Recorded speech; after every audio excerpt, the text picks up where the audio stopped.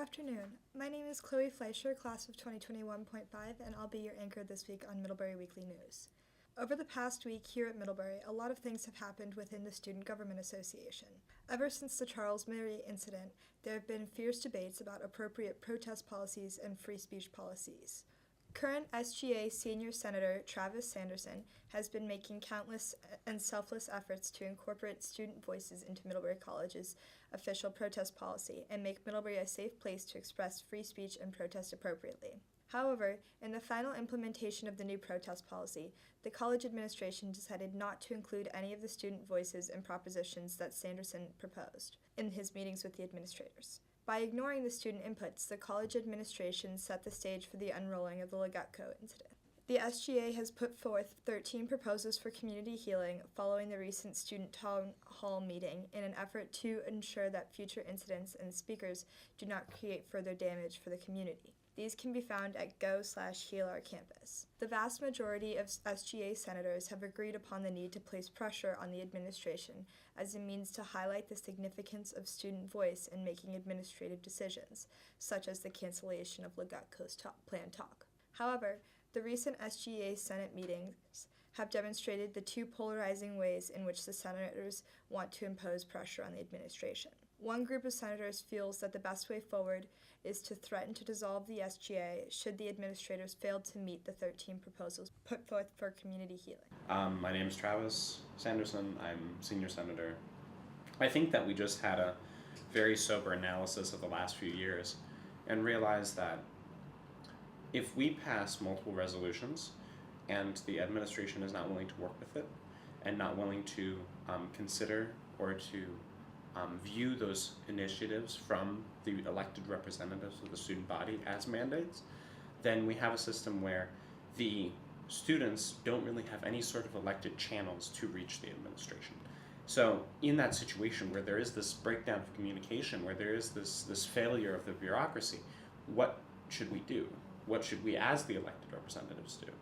And I think that a lot of us looked at that situation and realized that one of the only options remaining to us was to observe that openly, to observe that how can we serve as elected representatives when we're not listened to. The only option then, logically, is to cease to be those elected representatives. Representatives that can't get anything done shouldn't be in office at all. I honestly just hope that dissolution, it's important to note that dissolution is one strategy to recognize a reality, which is to say, the SGA has to be aware of the fact that there is a long history of SGA being ignored, and if that awareness is there, then I think SGA can work more effectively. We shouldn't be using the same channels that we have been using if those channels aren't working for us and aren't working for the student body. I believe that just having that sober reality check is what is most necessary.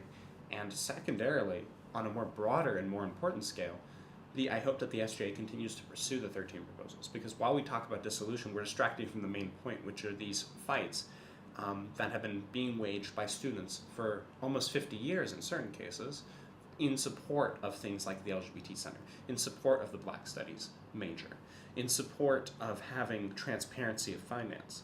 These things are important for not only us, but generations of students. And I hope that the SGA continues to spearhead the 13 proposals as the most important thing on their agenda. Thank you. Yep. Others disagree and feel that dissolving the SGA is not the best path. My name is John Goslin, class of 2020. I'm the current co-chair of Community Council, and I sit on the SGA Senate. The last time the student government dissolved, in 1967, we were protesting the draft. The draft was a policy pursued by the federal government during the Vietnam War, where they took college students out of college and put them in the army so that they would die in Vietnam.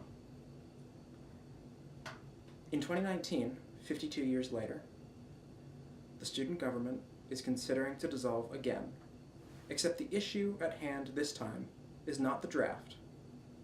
The issue at hand this time is a foreign politician coming to give a talk. A chemistry professor who made a bad joke, a bad anti-Semitic joke on an exam, and a geology professor who included a bad, racist cartoon in his slides. These are problems, and they are serious, and they deserve our concern, but they are not as serious or as dire or as life-threatening as the draft. So I do not think we should dissolve the student government, because it would set a bad precedent that whenever we have concerns, we should give up our responsibilities to the student body. At this point, the action would be entirely symbolic, in a bad way, because the worst kinds of symbols are those which symbolize nothing. A couple weeks ago, when we sent the email with the demands or proposals for community healing to the Middlebury administration, the senators supporting this strategy of dissolution had already symbolized or signaled or delivered their meaning to the administration that they are unhappy with their work with the administration, and that they felt that their conversations were unproductive. In effect, sending that email meant that they admitted that they did no productive work this year. Thank you. Thanks. The dissolution of the SGA would mean that the simple majority of the SGA Senate resigns, and therefore the SGA would not meet the quorum for the Senate meeting to occur. We encourage students to speak to their senators and find out the impact of dissolving the SGA and their stance on the issue to ensure that their voices are represented in this monumental decision. The last SGA meeting will take place on the upcoming Sunday, and it will be the last chance for senators to decide to resign or not. Thank you for tuning in to Middlebury Weekly News this week. My name is Chloe Fleischer, class of 2021.5. See you next week.